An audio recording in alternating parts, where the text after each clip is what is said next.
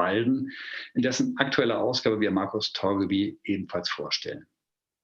Ich hatte vor einiger Zeit bereits das Vergnügen, Markus zu interviewen und freue mich sehr, dass er sich heute nochmal Zeit nimmt, Ihnen und uns von seinen Erlebnissen zu berichten. Da die meisten von Ihnen vermutlich genauso wenig Schwedisch sprechen wie ich, werden Markus und ich das Gespräch auf Englisch führen und ich werde von Zeit zu Zeit ein paar Aussagen auf Deutsch übersetzen oder versuchen zusammenzufassen.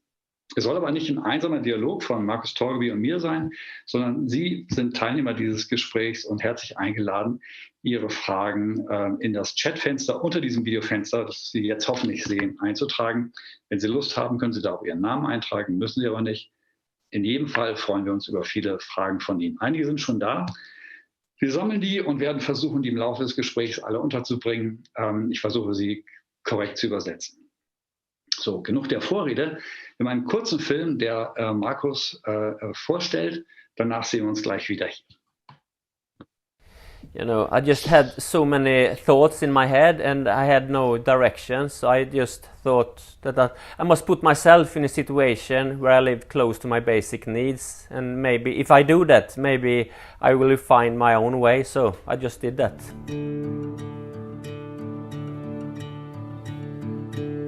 Markus Torgeby was a promising ultra runner until an injury ended his career and triggered a life crisis.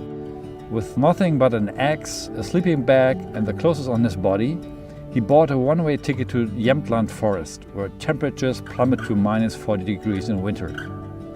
For 4 years, Markus lived in a simple hut he built by hand, slept on reindeer skin and survived on oatmeal, berries and fish. On these experiences, he wrote a book called Unter freiem Himmel, which is just published in Germany by Heine. With his wife Frida, who contributed to the wonderful photos for the book, and 3 daughters, he lives in Jämtland in a house he built himself not far from the place where he had lived in a tent in the woods.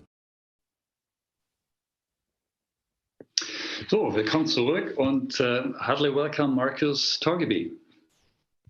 Hi. Markus, I'm in Hamburg. Just let our viewers know where you are, from where you join us.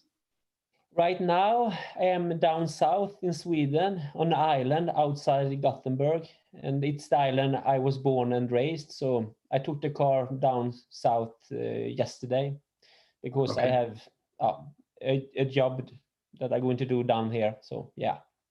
Mm-hmm. So I leave the snow up north, and now it's a little bit rainy and 15 degrees. So it's a big change from where I usually live. And you're quite used to snow, as we know from the great book that you wrote. In German, it's called Unter freiem Himmel, published by Heine Hardcore. Markus, in this book, you recollect your 4 years in the Swedish woods, which was an extreme experience with periods of fear and loneliness, as we learned from your book. I was wondering, was there nevertheless a moment when you realized, well, leaving to the woods was the best thing I could do? Yeah, so for me, it was just before I moved out, I had so many thoughts in my head, and I had no direction, and my life was quite tough at the moment when I was around 20 years old. So for me, when that thought came into my head that maybe you're going to live in the forest, and I just followed that thought, and it one of the best thing I have ever done, because I don't think that I had lived today if I didn't, lived in the forest under those 4 years. Which leads to quite a general question, which we will go in depth later on, but just for a start, what can one learn from the woods? Is there something specific that trees, moss, water, nature, quietness, or the combination of all that can teach us? Yes, also maybe one of the biggest lessons for me were that I cannot control the weather, I cannot control the nature, so I must just find ways around that I not can control, so that was a big lesson for me, that I must just find, ways around those things. And I think, so that was a big lesson for me. Because I think today that many people, they try to focus a lot of energy in things that they cannot control. So, and I learned that in the forest, it's no meaning. So I try to focus on the thing that I can, in some way control. Yeah. That leads directly to a question that Sabine, one of our listeners, asked. She wanted to know whether you think that your stay in the woods had made you more resilient and maybe helped you to master other crisis situations, like the pandemic, for example. Is there something to that? Yes, of course. For me, I think as a coronavirus, of course, it's a big thing, but I cannot control that, so I try to focus on the things that I can control. And also, when you are outside in the nature, as a nature, it doesn't care about corona. And I think for me, it's healthy for the body to just be in that environment, because it's also a reminder of oh yeah.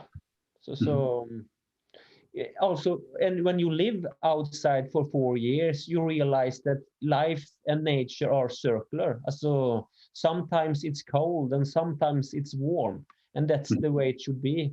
And you take that experience into the head, and you realize that when you are a human being, sometimes you are going to be sad and sometimes you're happy, and that's the way it should be.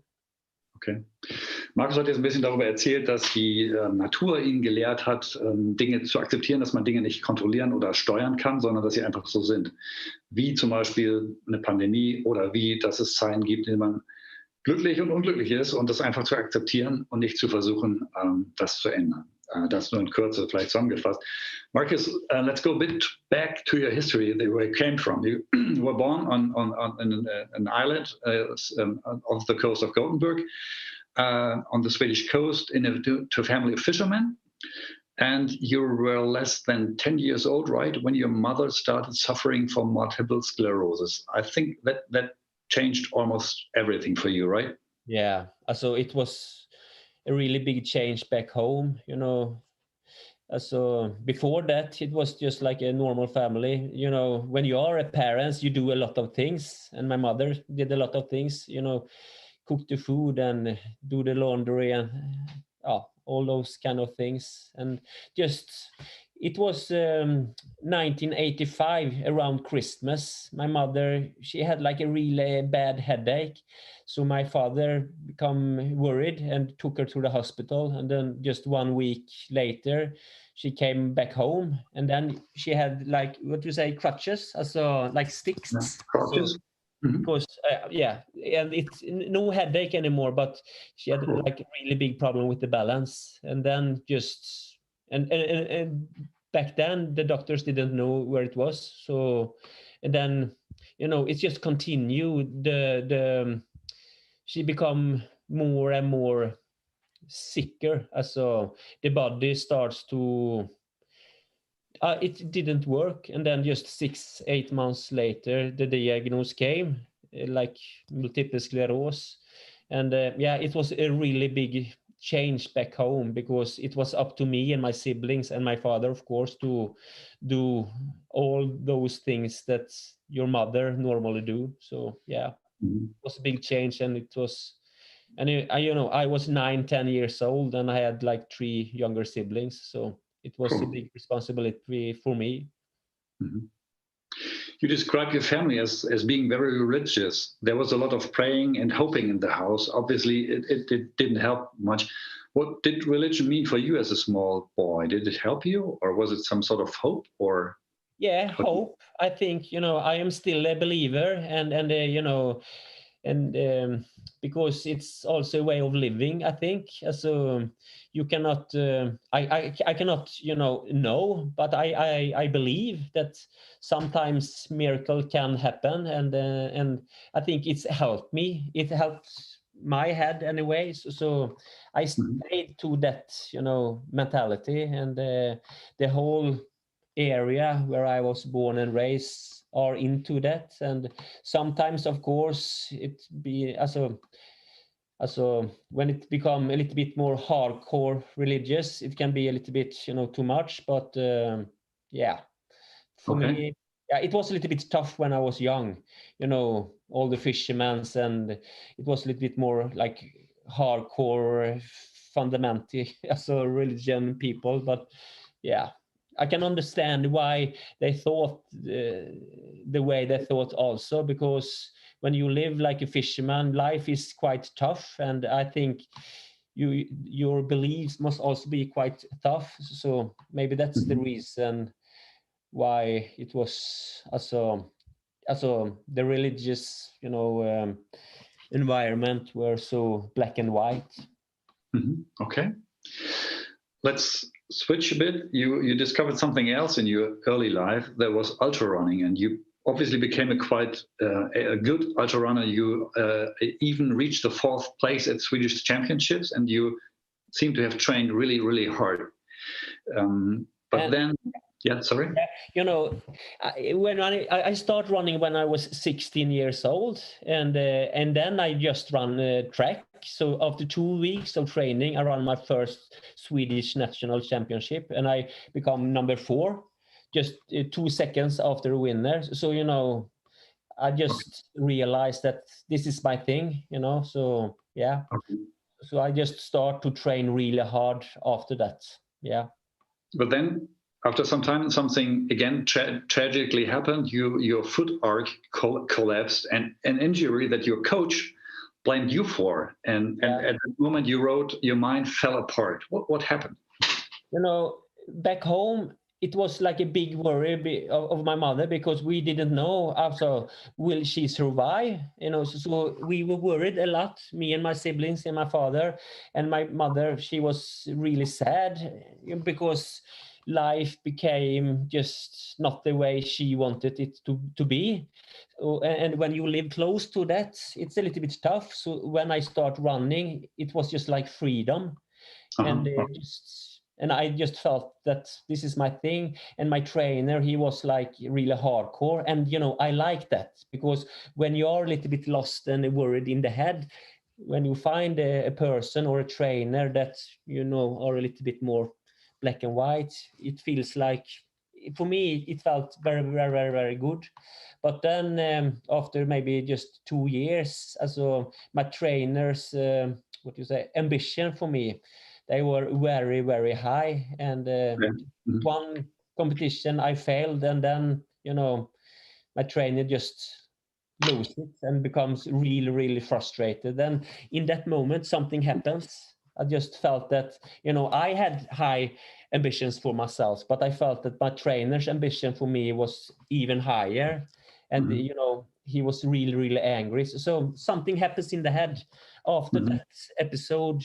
When I go to compete, it was not so easy, because I had some kind of, I felt like a big pressure every time I go to compete. And my trainer, he pushed really, really hard. So yeah, I just lost my head because of the pressure, I think. Okay. Markus hat jetzt kurz erzählt, dass er, nachdem seine Mutter an Multiple Sklerose erkrankt war, mit 16 Jahren Ultrarunning begonnen hat, und 2 Wochen nachdem er es begonnen hatte, bei den schwedischen Meisterschaften Platz 4 erreicht hat, 2 Sekunden hinter dem Sieger. Also er kannte, das war sein Ding. Sein Trainer aber sehr ehrgeizig war und ihn gepusht hat, und dann kam es eben dazu, dass seine Fußgewölbe kollabiert ist und er nicht mehr trainieren konnte, und sein Trainer hat es ihm angelastet. Es gibt ja eine kleine, was dann passiert, gibt es eine kleine Passage, die ich sehr beeindruckend finde, aus Markus' Buch, die ich kurz auf Deutsch vorlesen möchte. Markus, the passage where you speak about what happened to you afterwards. Zurück auf Öckerö hatte ich das Gefühl, als stünde jemand auf meinem Brustkorb. Es war mir unmöglich, tief durchzuatmen. Meine Zunge schwoll an und bekam tiefe Risse. Es tat weh beim Essen. Ich wusste nicht, was ich tun sollte, nur, dass ich die Insel verlassen musste, weg von all dem, was um mich herum war. Weg von der Krankheit meiner Mutter, weg von spirituellen Zweifeln und dem ständigen Genörgel meiner Oma, dass ich erwachsen werden und mir einen Job suchen sollte. Während des Schuljahres hörte ich von einem Mann, der viele Jahre zuvor ein Stück von der Schule entfernt in einem Zelt gelebt hatte. Ich war begeistert, entschloss mich, komplett auszuziehen und unter einem Baumwolltuch im Wald zu wohnen. Mir gefiel die Idee, vollständig auf mich allein gestellt zu sein, wenn viel auf dem Spiel stand und alles schiefgehen konnte. Ein bisschen wie früher, wenn mein Großvater und seine Brüder zum Fischen hinausfuhren. Ich dachte, dass die Natur und die Jahreszeiten mir helfen könnten, einen Weg zu finden, wie ich mich zu all dem verhalten sollte, was außer meiner Kontrolle lag. Die Dinge, die mir das Atmen erschwerten und meine Gedanken herumwirbelten. So Marcus, you mentioned earlier that the move into the woods was for you a sheer survival strategy. What exactly what did you want to survive, and why did you have the idea that nature and the seasons could help you in doing so? I think I must just do a short recap because when I get this big injury in my foot, so I still have a problem with my foot, and it's almost 26 years ago, so it was a big injury. And when I talked to my trainer back then, he just told me it's no problem with your foot, it's the head that you have a problem with, So when I came back home from the training, and I had no way of coping with all the feelings I have, because when I ran, it was a little bit easier in the head, because when I ran, I had no thoughts about my mother and all the things that I was able to control. So yeah, so when I get this big injury and I just felt this big anxiety in my body, I just realized that I must put myself in a situation where it's just me, and maybe I will find something if I do that. So that was the reason why I took the train down south, up north, and just walk into the forests and just stay there, because I thought that I must live here and maybe I will find my own meaning. But I didn't know, but I thought maybe this can help me. So yeah. What would have been the alternative? Death, I think, because it felt like that in my head. I couldn't.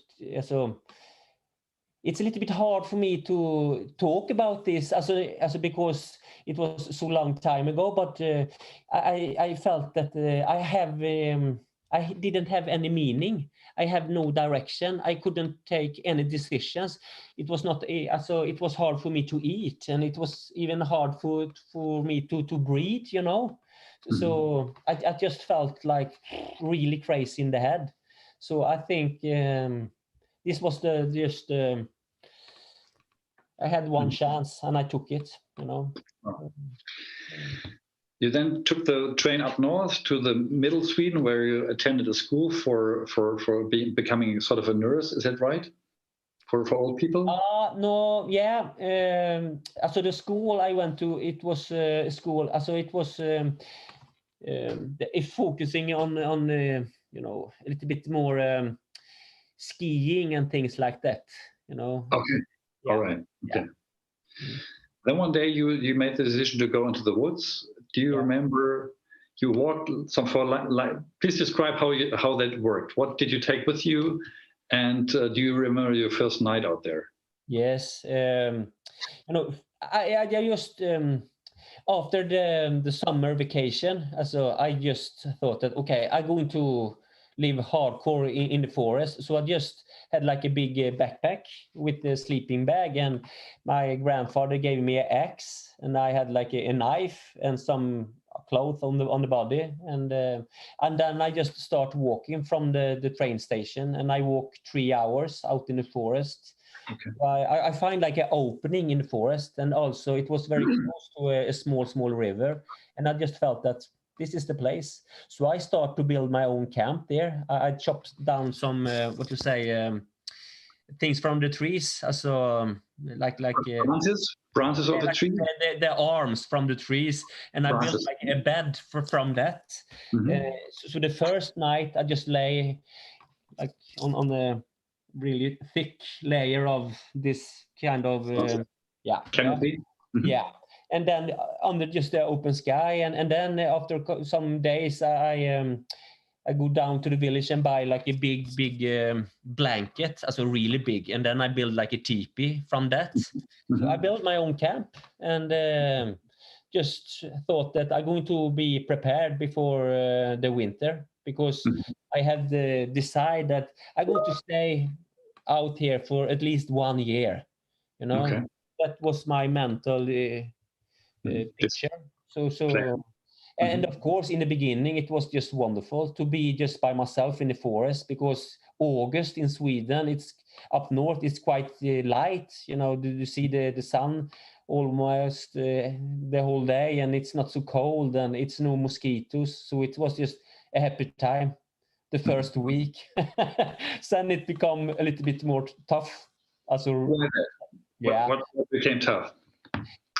The first thing that I faced were when everything was prepared, then this restless feeling just hit me. When you are restless, it's really hard to cope with that. And I thought, what can I do? Because I also understand that if I'm going to stay out here for myself, I must find a way around this. I must be able to don't do anything and still feel, happy, And also, I think this is really important, because when my mother was, in the end, when she was really, really sick, she was not able to do anything with the body. The only thing she was able to do were to listen, And on the island, people that have a little bit problems, they just call my mother, and she had like the telephone over the ears, and people just talk, and my mother listened. And I saw in my mother's eyes that was like a big satisfaction for her. And I also saw that it felt, I think, meaningful for her. And and when I moved out in the forest, I was just used to do a lot of things. My life was just to pushing and to work and things like that. So I thought that if I find a way around this restless feeling, maybe I find the thing that my mother had. Okay. Yeah, because I was to just be able to just sit just by yourself and feel okay with that. But in the beginning, it was really, really tough. So I start to just sit. I find like a tree stump, maybe 3 kilometers from the teepee. And one day I just sat there for maybe 30 minutes. And the day after, I go to the same tree stump. And then I sat 1 hour. And the day after, 2 hours. And then 3 hours. And then 4 hours every day for maybe 4 months. And then I just felt, now it's okay. Now I have find this feeling in my head that I can just sit here and still my life is okay. So that was the first big lesson from the forest, I think. But it took me like 4 months of sitting just on my butt every day. And it was really, really tough because, you see, I talk fast and I run fast and I just, I want to do a lot of things. But yeah. Markus hat beschrieben, wie er in der ersten Zeit lernen musste oder sich gezwungen hat zu lernen, nichts zu tun im Wald. Er war immer jemand, der viel gesprochen hat, schnell gelaufen ist, ruhelos war. Und im Buch beschreibt er sehr eindrucksvoll, wie er auf einer Lichtung einen Baumstumpf entdeckte und sich dann Tag für Tag gezwungen hat, ist wieder zu dem Baumstumpf gegangen, egal ob es regnete oder schneite, sich hingesetzt hat und stundenlang einfach nur da gesessen hat. Und nach, jetzt sagt er, 4 Monaten etwa, hätte er dann so einen Status der Ruhe dort gefunden. But before that, I think in your book you describe another feeling that occurred at night in the dark nights. You describe the beauty of nature and loneliness, but on the other hand, you describe massive fears that drove you in the first month. Fears which began each day at dawn and made the first months, well, it sounds quite like horror to me. Please describe what happened at night. I just realized that I am really afraid of the dark, and I mean really afraid. And now, with perspective, I can see I was born and raised on an island, and the houses, everything is very close, and it's like lights everywhere. So from that environment to just be by myself in the forest is a big step. So when the darkness came in October, it was really, really tough. So I really struggled with that. And I tried to find a way around that, but it took me maybe around 4 months to find a way to cope with that feeling. And how did you do that? in the beginning, I just tried to fight against it, try to think positive and things like that, but that didn't work. But maybe in December, in the end of December, I just realized, okay, Markus, you are afraid of the dark, and that's okay. So I just accept that feeling. I gave that feeling like a big hug and let it into my heart, and then it disappeared. So I think that is a really big lesson for me. Sometimes, also in life, you will have problems, and I think it's so easy to try to escape them. But if you want to be released, it's so important to let them in, because when you let them in, you can see them, and then you can start working with them. So the way I found this way around the darkness, also I'm so grateful that I find that way. Mhm. You must just accept the things you're not going to control, and it's okay to be afraid.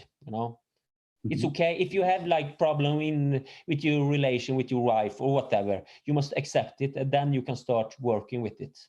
It's just like that. There's a beautiful, almost philosophical passage in the book where you describe exactly this notion, which I would like to briefly read to our listeners today. Markus Torgeby hat gerade darüber gesprochen, dass er in den ersten Monaten auch realisiert, dass er große Angst vor der Dunkelheit hatte, was ihm vorher nicht so bewusst war, weil auf Öckerö, der Insel, wo er groß geworden war, immer Menschen sind, immer Licht ist und so weiter. Aber hier war er nun wirklich im Wald und allein und im Dunkeln, hat von Freddy Krüger geträumt, etc. pp. Also ganz schlimm. Bis er sich vorgenommen hat, diese Angst zu akzeptieren und, wie er gesagt, zu umarmen. Danach war es besser. In seinem Buch schreibt er, wenn du etwas verlierst, musst du da suchen, wo du es hast fallen lassen, auch wenn es dort dunkel ist. Es bringt nichts, 200 Meter weiter weg im Licht zu suchen. Es ist typisch für uns Menschen, dass wir unsere Wunden behandeln, indem wir ein Pflaster draufkleben und dann weitermachen oder eine andere Person um Rat fragen. Aber es liegt nicht in der Verantwortung eines anderen, dich zu dem zu machen, wozu du bestimmt bist. Mein Trainer und mein Pastor hatten klare und deutliche Antworten. Härter trainieren, noch mehr glauben. Sie stellten einfache Regeln auf. Befolge diesen Trainingsplan, vermeide alle Sünden. Solange ich sie befolgte, wäre alles in Ordnung. Sie hatten keine Zweifel. Menschen zu folgen, die einem entschlossenen Weg weisen, kann vorübergehend hilfreich sein und dringende Probleme lösen. Für mich war es so. Aber keiner von ihnen hat das ganze Bild gesehen. Wenn mein Trainer gemerkt hätte, dass das Leben aus mehr besteht, als nur zu rennen, wenn er mich zu Hause bei meiner Mutter gesehen hätte, mitbekommen hätte, wie wenig ich aß, wie schwer es für mich war, nachts zur Ruhe zu kommen und dass ich die Schule nicht schaffte, hätte er wahrscheinlich erkannt, dass er mich zu heftig pushte. Markus, now as we've talked about the first time in the woods, here's a question by a listener asking, Nike fragt, is asking, what is the thing that surprised you most in that first year about yourself or whatever? Was there any surprise that you encountered? Surprise? No, also it surprised me that when you are afraid, when I was afraid of how much energy you put into that, it's maybe 2,000 calories every day in just that thought. So yes, maybe, but I don't think that I was so surprised. It just to. Maybe it surprised me that you can feel so much when you live in the forest, that you can just feel these pleasant feelings, to be outside for the whole day. And it's possible to live like that, and to live a happy life with I didn't have almost anything. I had some food and but still I felt very, very rich, rich in memories, and maybe that surprised me a little bit. Okay. I was asking myself what you were doing the whole day. I mean, you described that you forced yourself to sit down and try to calm down. But I mean, you bought food from the nearby village, so you didn't have to care that much about food. You didn't have no mobile, no people to talk with. So, and in summer it's almost 24 hours light. So what did you do the whole days in the beginning? So in the summertime, I always did like one long run every day. Maybe I'll run to sometimes really, really long, just for myself, because I am enjoying it. But in the winter time, it's a little bit different, because then you must focus really hard, because in Sweden up north, it can be quite cold, minus 40 degrees. So then you must try to stay warm, and you must put a lot of energy into that. And I like that, the feeling when you are really, really cold. Okay, today my fingers are like white because I'm freezing, and you realize that if I cannot start a fire now, I will die. And so you get really motivated. So in the winter time, you're focusing a lot of that to just stay warm, and that's enough, because when you're cold, then you become warm. Life is perfect. So and then in the spring, when the light come and the birds start to sing, life become a little bit more easy. And then you just, maybe I train a little bit more in the spring and in the summer, because it was easier. And then also, the thoughts become bigger in the spring and in the summer, because I think you have like more energy. So in many ways, it's a little bit tougher to be by yourself in the spring and in the summer, because the thoughts become so big. So it's a little bit easier for the head to live outside in the winter, because you must focus. And when you focus, life is perfect. So maybe that surprised me a little bit.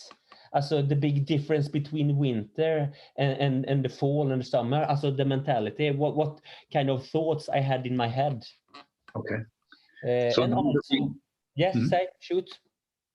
Yeah, so in the winter being more focused, and in the summer the mind opens up, or how would you describe it? Yeah. So in the morning, I always, eat my porridge, oatmeal porridge, and then maybe, climb a tree or something, and then I did like a long run over the hills, and then maybe go fishing and things like that. And then I came back home in the afternoon, and I start a fire and cook some food, and maybe I had some fish with me. And then around 8, 9 in the evening, I close the door to the teepee and go to bed. So I slept many hours every day, and I had always this.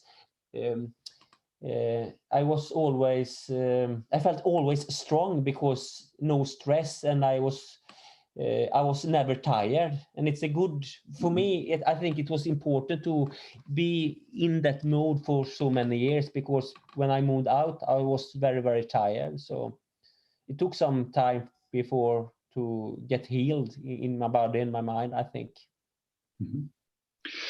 Markus hat gerade erzählt, dass eine Überraschung war, dass er festgestellt hat, wie unterschiedlich man im Sommer und im Winter denkt. Im Sommer ist, wo es in Schweden fast die ganzen 24 Stunden lang hell ist, öffnet sich der Kopf und die Gedanken werden größer, wie er sagte. Im Winter fokussiert man sich, muss man sich auch fokussieren, auf Feuer zu machen, warm zu werden, etc. pp. Das war vielleicht ein Learning für ihn, und er hat viel Zeit damit verbracht, Feuer zu machen, zu schlafen, sich auszuruhen von der anstrengenden Zeit vorher, und sich um die täglichen Dinge gekümmert, und das hat ihn befriedigt.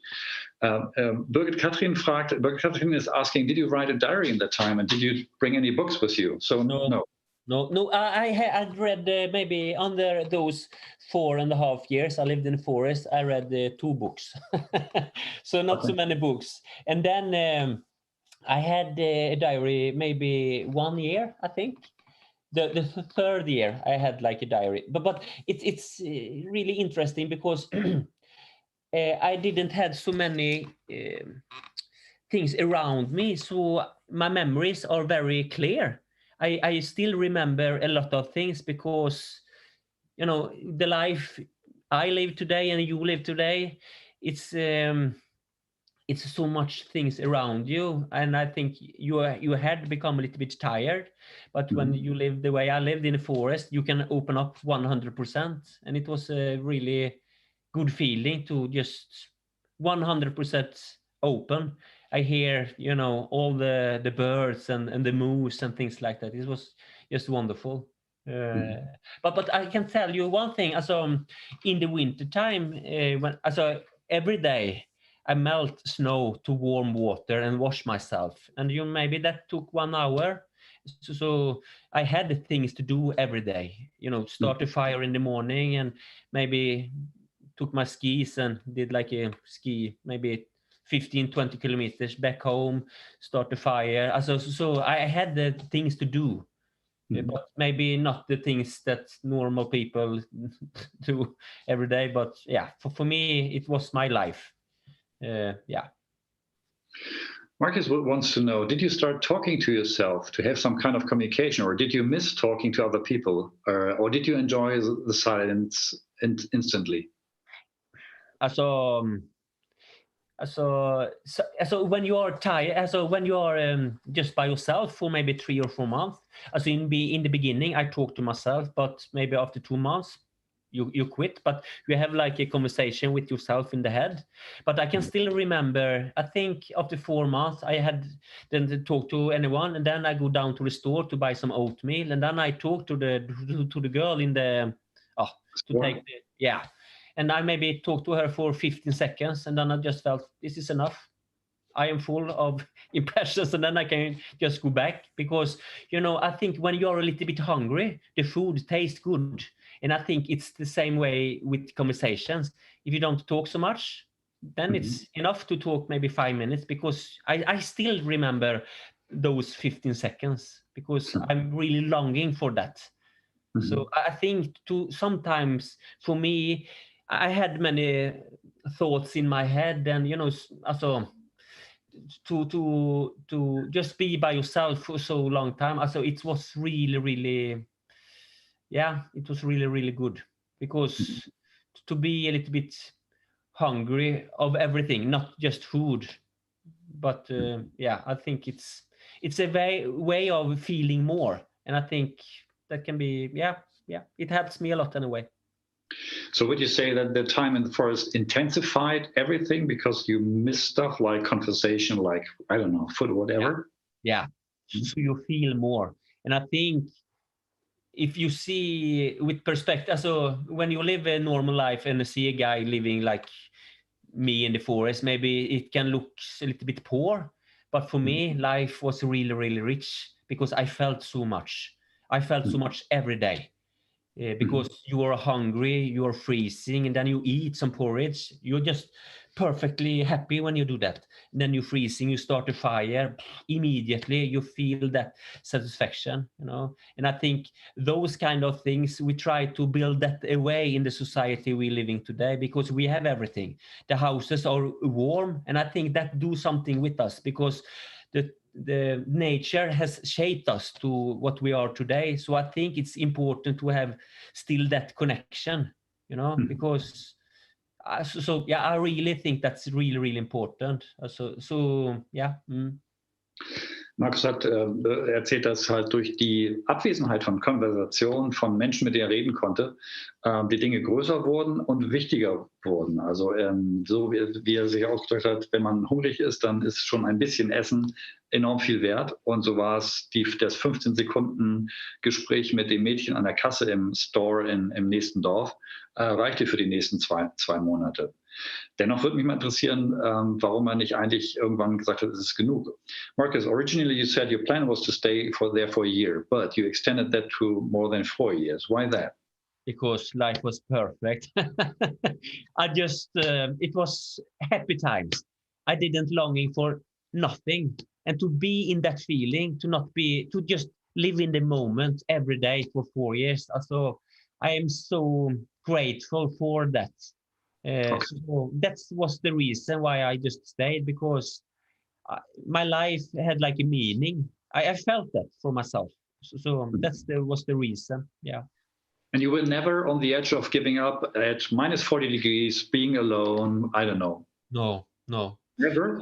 I think it's so important to understand, why are you doing this? And if my ambition was to find my own head, and then it was a lot of energy in that ambition. So I think it's important to find the why, why are I going to do this? And I think that's important for you, Harald, and it's important for me, and it's important for all those listeners to find the why. And I think it's important to ask yourself that question sometimes. Not every day, but maybe once every month, you know. So yeah, for me it's like that in a way. All right. Yeah. Sounds. So, Do that right after our talk. But I wanted to know you did not live in total solitude, but for some time returned to the village, worked in a home for, I think, for old people, right, to earn some money, and then bought some porridge. yeah. So you switch between loneliness and society. Was that different to dive into the other world? No, but the first maybe 3 years, I just be by myself. So then I had not so much money. So then I work with some older people. But, you know, I did that maybe 2 days every month. But then it was just happy to talk to the elders and to talk. So I like that. And then, so money was not a big deal. But yeah, I like that. But then after the 4 years, when I decide to leave the forest, to just when I find my wife and things like that, so then it was like a big change, and it took some years to start living a more normal life, and it was really tough in the beginning, you know. And it was also, maybe I go in front here, but it was a little bit tough for my wife also, because I was used to just be by myself out in the forest, and if it's 40 minus degrees outside, it's 40 minus degrees inside. So yeah, if you are used to that and then you live together with someone, you know, it was a little bit crazy in the beginning, but yeah. What's the best strategy against minus 40 degrees apart from fire? To have a really good sleeping bag. And I had like a German sleeping bag. I bought it on like a second-hand store, a Faude. I don't know if that brand still are. Yeah, Yes. And it's really, it was a good one. And then I had like 2 reindeer skins, and you know, reindeer in the hair in the reindeer, it's like air, so they are very, very warm.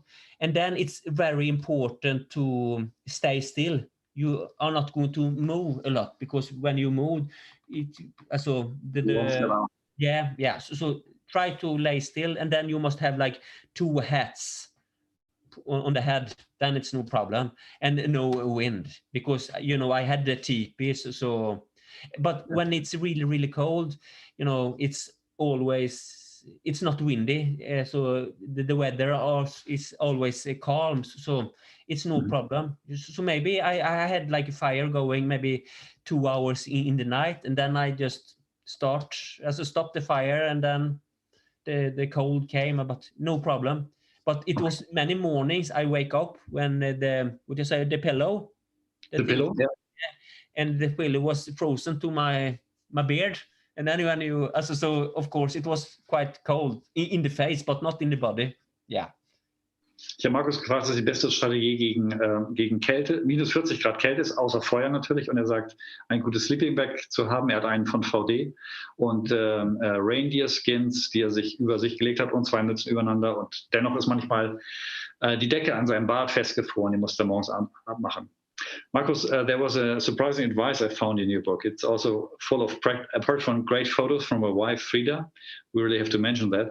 It has some advice how to build a bed, stuff like that. But one advice surprised me, that is on shitting in the woods. You recommend everybody to stay as far away from spruce as possible. What is so wrong about spruce when shitting? Yeah, because it's like a needle in the you know, in that area. So I don't like. So, but you know, and this is a big thing when you live out in the forest. You must find ways, and in nature, in Sweden, everywhere. So anyway, it's, you know, there are very good materials to have instead of toilet paper. You know, so like moss, for example, right? So I don't know the English in English, but it's some kind of. In Sweden, we have it on around Christmas when you have candles on the table. It's like kind of, as we call it, mossa. I don't know the name, but it's like it's plant. Yeah, and it's a little bit water in it, so Yeah. it's perfectly clean, and it feels like it's perfect for the Good. ass. But if there's spruce nearby, their needles might be in the moss, right? So Yes, that and then into the house. yes, and I don't like because but also you can use snow, and then of course sometimes when it's a little bit warm in the day and really cold in the night, it's the surface of the snow become really really hard. Then Mhm. it's not a happy time for the bum, but yeah. So Okay. yeah. Marcus, you already mentioned there was a time, obviously, you returned to society after some time. How did that happen, and what prompted it? Sabine is asking, how was it for you coming back to the city? Did you struggle? Was it easy? And what did you enjoy the most back in civilization? But first of all, maybe you might want to tell us what made you leave. You said it was perfect life out there. Why did you leave? But I realize that if I'm going to continue with this kind of life, I will not be able to go back, because the life you live shape you, and I have just been by myself for 4.5 years. So I realized that, and then one day a friend came and visit me, and he told me, you must call your father. So I ran down to the village and called my father, and my father told me, if you're going to say goodbye to your grandfather, you must take the train down south. So I did that, and me and my grandfather, we were very close. He had been like a fisherman the whole life, and lived close to the nature and things like that. And he had cancer in the liver, and maybe also it was in the end. And he told me, Marcus, I'm going to give you an advice, and listen up, because this is the last thing I'm going to also tell you. And he told me, also, you must find yourself a woman, and then you must marry her, and then you must also let her decide over you, so try to find yourself a woman. And then he died. So just maybe 2 months later, I just met Frida, and when I met her, I just felt that she's the one. So then I leave the forest and start my life together with her. Yeah. Okay. Markus hat gerade erzählt, dass er zurückgekehrt ist, weil er Nachricht bekommen hat, dass sein Großvater im Sterben liege, mit dem er ein enges Verhältnis hatte.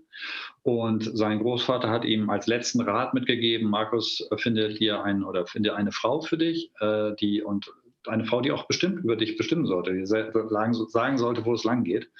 Und dann starb sein Großvater, und zwei, drei Monate später traf er Frida, die jetzt seine Frau ist, und bereits erwähnt, eine Fotografin, und die Fotos in dem Buch und auch im Wall-Magazin gemacht hat, die ganz wunderbar sind.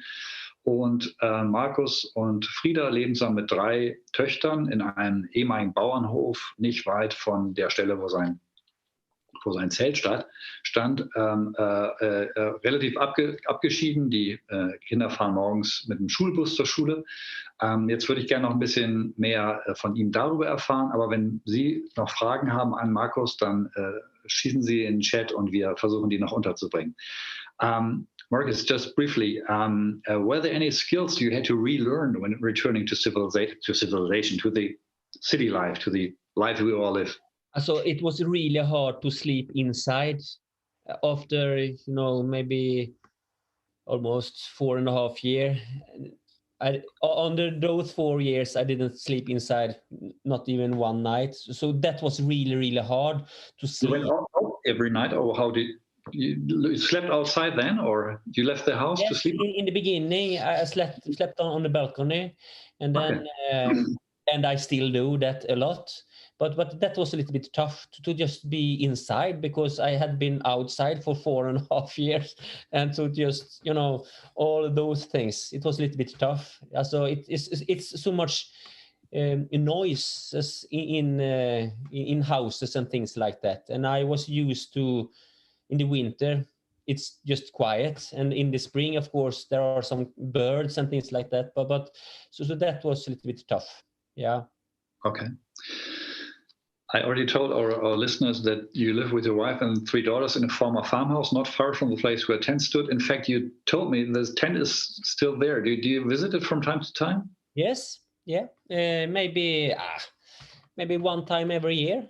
So I were there for maybe 3 weeks ago. So the frame are still standing.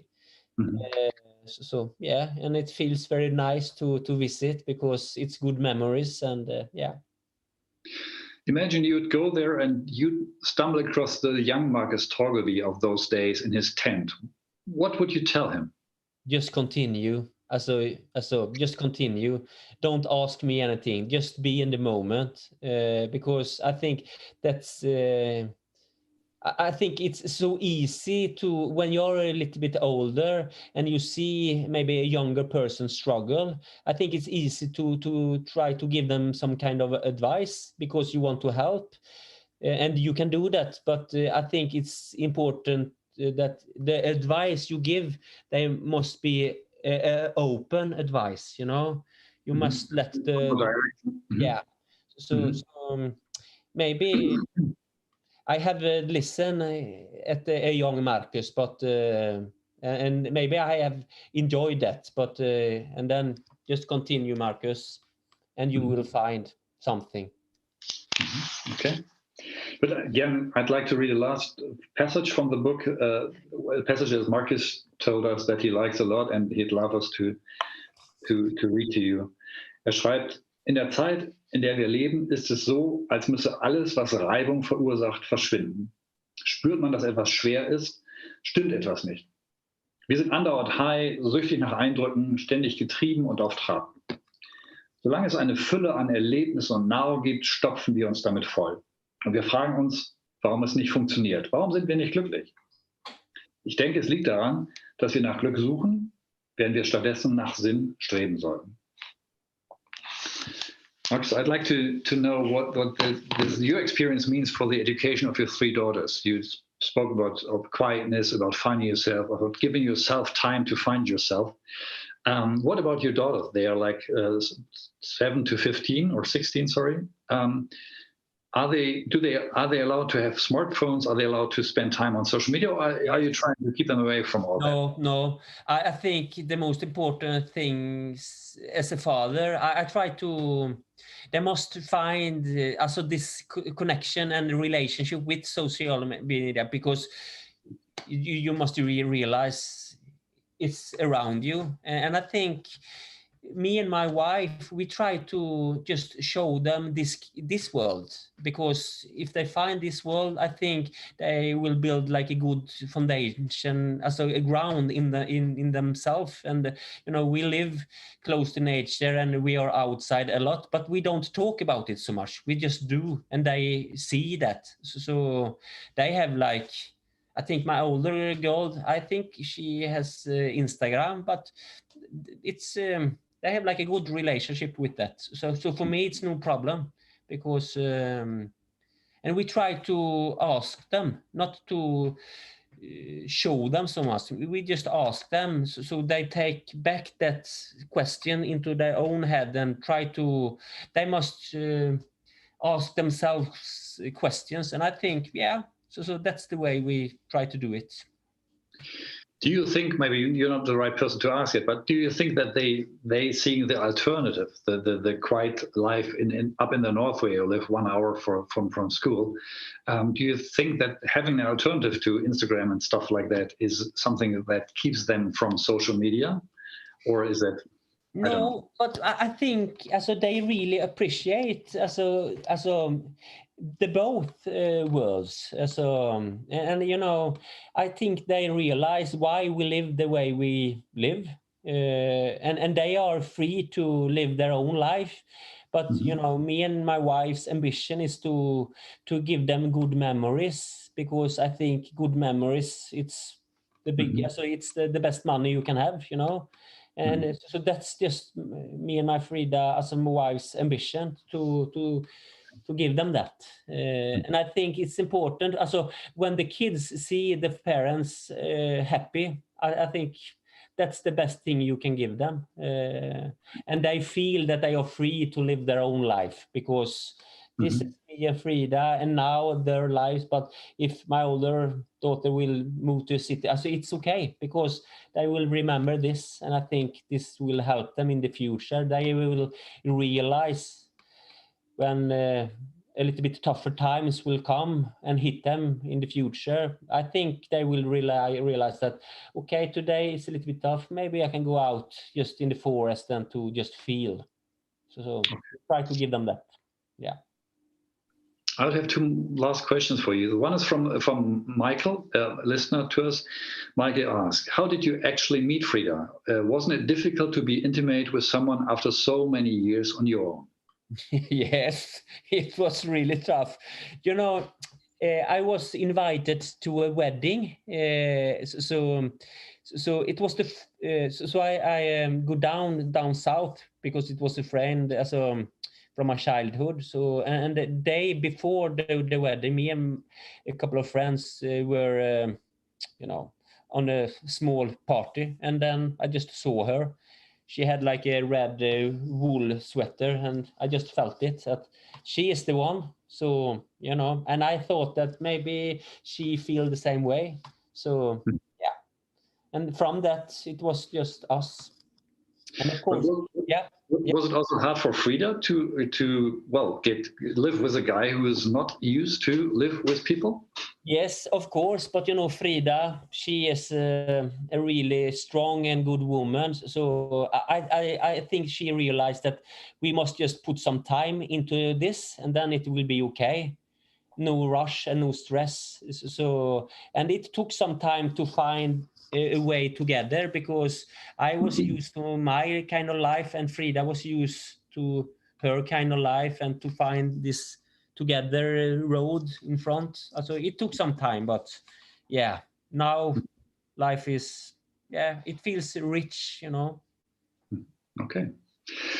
It's now like 15 or so years ago that you returned from the woods. And last question, what made you writing this wonderful book and doing it together with Frida? What was the motivation? Why did you do that? My only ambition is to try to open up this door to this world, because I think it's so important to build a relationship with nature, because I think if you do that, you will also get a bigger understanding for nature, but also for yourself, because you will realize that life is circular. So that's my only ambition, to open up this door into this, because I want to help people to live a rich life. And in Sweden anyway, nature is always open, but I think there are so many people that they have forgot that, and I want to remind them of that. So that's my ambition.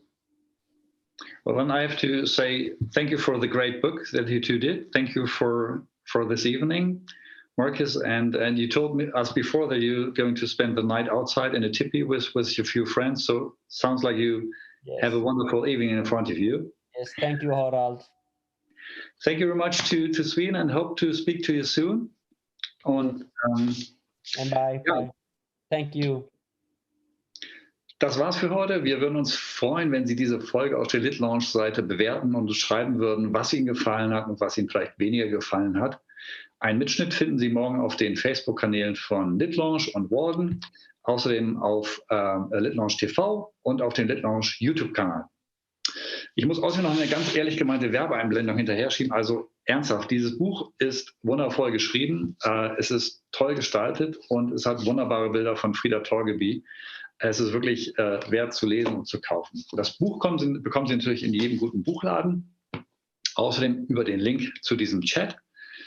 Dort finden Sie auch einen Link, über den Sie ein Probeexemplar unseres Magazins Walden bestellen können, das im Übrigen nach dem Buch eines anderen Typen benannt ist, der eigentlich nur 2 Jahre in einem Wald am Walden Pond verbracht hat. Also so gibt es eine kleine Verbindung. Und Markus hat mir erzählt, er hat auch Walden von Henry David Thoreau gelesen. Wenn Sie Lust haben, unser Magazin zu lesen, es gibt einen Link dort. Sollten Sie sich dann demnächst in die Wälder aufmachen, nehmen Sie vielleicht Markus' Buch und unser Magazin mit. Haben Sie was Gutes zu lesen? Denken Sie aber immer dran, wenn Sie in den Wäldern sind, Abstand zu Fichten halten. Viel Spaß da draußen, einen schönen Abend.